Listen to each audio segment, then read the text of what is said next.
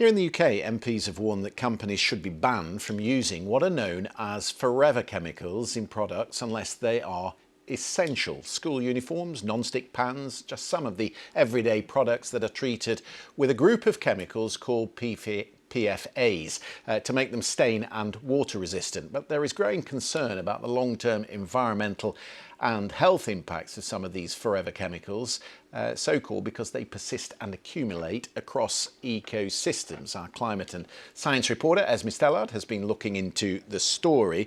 Yeah, they're used in everything. Everyday household items that we value, our raincoats, fire retardant materials, we need them. So when they say only essential goods, how do we class what is essential? Exactly, Christian. It'd almost be impossible to go throughout your life without coming into contact with forever chemicals.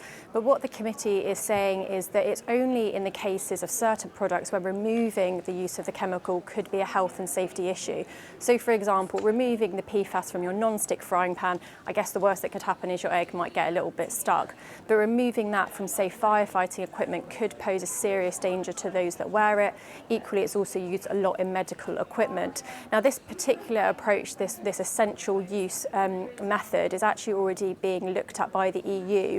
They've gone through a number of stages and they're looking to actually introduce their own ban later this year. So what the committee is doing is really recommending what many other countries have already started to look at in their own jurisdictions. And Esme, if they're recommending things like this, there's a reason for it. What is the cause of it? If these chemicals don't dissolve, what's the impact of that on the environment?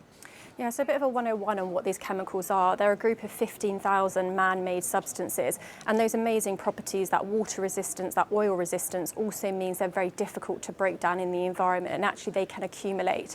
Now, the key issue is we don't have research on the impacts of many of these different chemicals. The few that we have researched, some of them have shown to be toxic. So, for example, in humans where there's a high level of accumulation, there has been increased risk of kidney cancer, high levels of cholesterol, and impact also on women's health issues.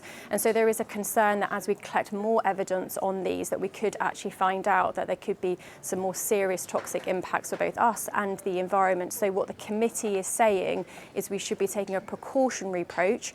They warned the public not to panic, but said the government should act now on this issue. Esme Stellard, thank you very much indeed.